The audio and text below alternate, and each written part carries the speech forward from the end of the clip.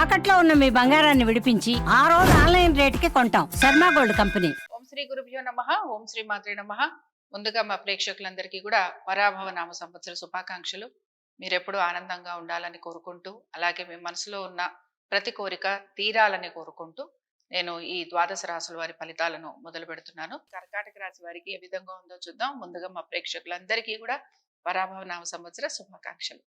సరే, కర్కాటక రాశి వారి కనుక మనం పరిశీలించామనంటే వీరికి ఆదాయం ఏ విధంగా ఉంది? ఆదాయం ఏమో 2 కనపడుతోంది, వ్యయం 11, రాజపూజ్యం 4, అవమానం 7. చాలా మంది ఆశ్చర్యపోతూ ఉంటారు, కర్కాటక రాశిలో గురువు ఉచ్చ స్థితిలోకి వస్తాడు, ఇంకేముంది, అద్భుతంగా ఉంది, అమోఘంగా ఉంది అని అంటూ ఉంటాం. అలాంటిది ఆదాయం 2 కనపడుతోంది, వ్యయం 11 కనపడుతోంది. ఒకసారి మనం దీన్ని కూడా పరిశీలిద్దాం. జన్మరాశిలోకి గురువు రావటం అనేది చాలా వరకు నిజంగానే మంచి విషయం అండి. కాబట్టి ఏంటంటే జన్మరాశిలోకి వచ్చినప్పుడు అనేక విషయాలలో మనకి కొంచెం మార్పులు కనపడుతూ ఉంటాయి. కానీ ఒక విషయాన్ని గమనించండి, కర్కాటక రాశి వారికి గురువు ఎంత మంచి చేసినా కూడా ఈయన షష్టాధిపతి కూడా అవుతూ ఉంటాడు. కాబట్టి ఏంటంటే భాగ్యాధిపతి రిజల్ట్స్ తో పాటు షష్టాధిపతి రిజల్ట్స్ కూడా ఇవ్వటం కనపడుతూ ఉంటుంది. అందుకని కొంచెం ఆరోగ్యం గురించి జాగ్రత్త వహించాలి. తర్వాత ఏంటంటే మీరు అధిక ఖర్చులు ఎక్కువగా ఉంటాయి, శత్రుత్వం ఎక్కువగా ఉంటుంది, ప్రతి వారితోటి కూడా ఏదో ఒక విషయంలో గొడవ పట్టడం అనేది కనపడుతుంది. చాలా భావోద్వేగాలను కలుగుంటారు, సెన్సిటివ్ గా ఉంటారు.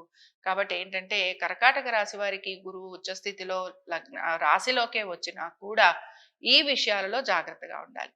తర్వాత మనకి అక్టోబర్ 31, 2026 నుంచి జనవరి 25, 2027 వరకు కూడా గురువు ద్వితీయంలోకి మారబోతున్నారు. కానీ ఒక విషయాన్ని చూడండి, కర్కాటక రాశిలో ద్వితీయంలో ఆల్రెడీ కేతు సంచారం నడుస్తోంది.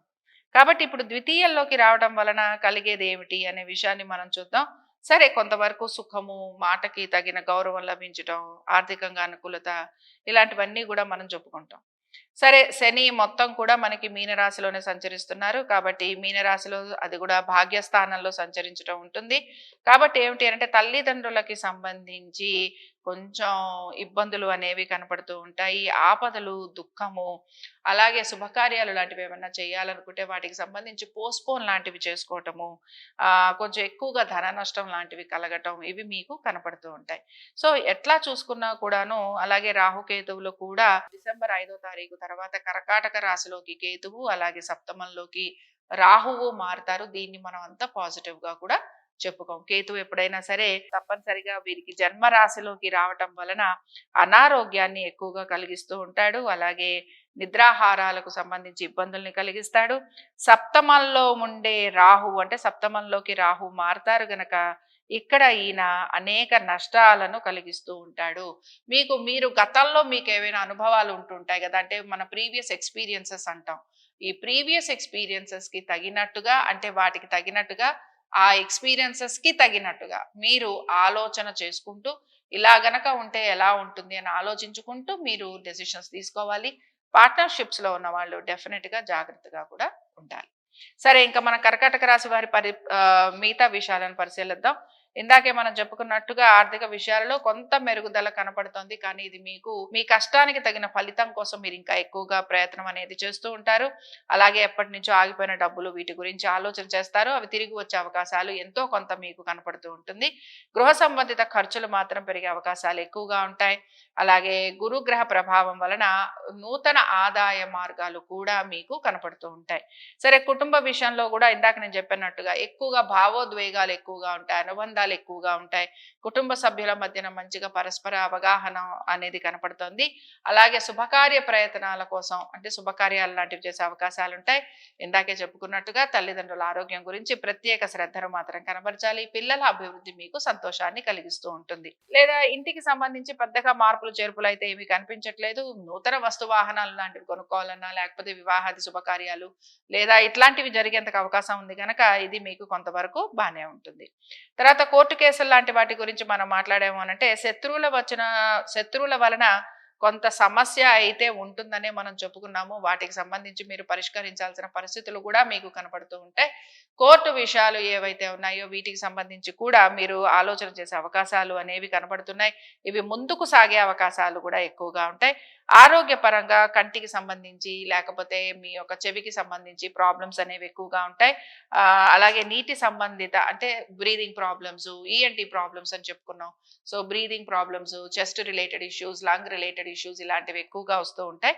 మానసిక ఒత్తిడిని తగ్గించుకోవడానికి ప్రయత్నించాలి. సరే, వివాహ ప్రయత్నాలు చేస్తున్న వారికి అనుకూలంగా ఉందనుకున్నాం. భాగస్వామ్యంలో ఉన్న వారికి కొంచెం శ్రమ, ఒడిదుడుకులు ఉంటాయి అనుకుంటున్నాం. ఆర్థిక పరమైన విషయాలలో కూడా కొంతవరకు శ్రమకి గురవటం అనేది గోచరిస్తూ ఉంటుంది. అలాగే ఇప్పటికే వివాహమైన వారు ఎవరైతే ఉంటారో వీరు కొంత ప్రయత్నపూర్వకంగా రిలేషన్షిప్స్ ని మెరుగుపరుచుకుంటూ ముందుకు వెళ్ళడానికి ప్రయత్నిస్తారు. వ్యాపార భాగస్వామ్యాలలో అదే ఇందాక నేను చెప్పినట్టుగా కొంత జాగ్రత్తగా ఉండటం అనేది మాత్రం అవసరం. సరే, ఉద్యోగాల్లో మాత్రం పరిస్థితి ఏమిటి అని కనుక మనం చూసుకుంటే ఉద్యోగాల్లో పెద్దగా మార్పులు లేవు. కానీ నవంబర్ 25, 2026 నుంచి జనవరి 25, 2027 వరకు ఉద్యోగానికి సంబంధించి కొంచెం మంచి మార్పులు అయితే ఉంటాయి. ఆర్థికంగా అనుకూలత అనేది కనపడుతోంది. అలాగే దీంతో పాటు ఉన్నతాధికారులు మిమ్మల్ని గుర్తించేందుకు అవకాశం కూడా కనపడుతోంది. నూతన ఉద్యోగ ప్రయత్నాలు చేస్తున్న వారికి కూడా కొంత అనుకూలమైన స్థితిగతులు అనేవి కనపడుతుంటాయి. కొందరు మాత్రం మీరు కనుక విదేశాలకి వాటికి వెళ్ళాలని ప్రయత్నిస్తుంటే అందులో ప్రయత్నం ఎక్కువగా మీకు కనపడుతూ ఉంటుంది. సరే, ఇంకా ఈ రాశి వారికి ఏ గ్రహాల ప్రభావం వలన వీరు ఎక్కువగా ఇబ్బందికి గురవుతూ ఉంటారో చూద్దాం. చంద్రుని రాశి కావడంతో అక్కడే గురువు కూడా ఉండటం వల్ల కొంచెం భావోద్వేగాలు ఇమోషనల్ గా ఉండబోతున్నారు. సో దాని వలన ఎక్కువగా ఇబ్బందికి గురవుతూ ఉంటారు. దీంతో పాటు శనేశ్వరుడు వీరికి ఇంకా భాగ్యాల్లోనే సంచరిస్తున్నారు. కాబట్టి శనేశ్వరుడు భాగ్యాల్లోనే సంచరించడం వలన వీరికి బరువు బాధ్యతలు ఎక్కువగా ఉంటూ ఉంటాయి. అలాగే ఇందాకే మనం బిగినింగ్ లోనే చెప్పుకున్నాం, ముందర తీసుకున్న నిర్ణయాల ప్రభావం ఇప్పుడు మీకు కనపడుతూ ఉంటుంది. నిర్ణయాలు తీసుకునేటప్పుడు మాత్రం కొంచెం జాగ్రత్తగా ఉండండి. డెసిషన్ మేకింగ్ విషయంలో కుటుంబ సభ్యులను కూడా ఇన్వాల్వ్ చేయండి. తర్వాత ఈ సంవత్సరం మనసుని ప్రశాంతంగా ఉంచుకోవటంతో పాటు మనసుని గట్టిగా నియంత్రించుకోవడానికి ప్రయత్నించాలి. భావోద్వేగాలకు లోను కాకుండా ఉండేందుకు చూసుకోవాలి. సమతుల్యంగా పరిస్థితులన్నిటినీ కూడా మేనేజ్ చేయటం నేర్చుకోవాలి. ఆత్మ పరిశీలన అనేది చాలా చాలా అవసరం. అది చేయడానికి ప్రయత్నించండి. ప్రయాణాలలో ముఖ్యంగా నీటి సంబంధమైన ప్రయాణాలు చేస్తుంటే గనక వాటికి సంబంధించి కొంత జాగ్రత్తగా ఉండాలి. చిన్న చిన్న అనారోగ్య సమస్యలు వస్తూ ఉంటాయి, వాటిని నిర్లక్ష్యం చేయకూడదు. తర్వాత లక్కీ కలర్స్ ఏంటి అంటే తెలుపు, అలాగే వెండి కలరు. వెండి బాగుంటుంది మీకు. లేత నీలం కూడా మీకు కొంతవరకు అనుకూలంగా ఉంటుంది. జెమ్ స్టోన్, ముత్యం. లక్కీ డేస్కి వచ్చేసేపటికి సోమవారం. ఇవి కర్కాటక రాశి వారి ఫలితాలు. శుభం.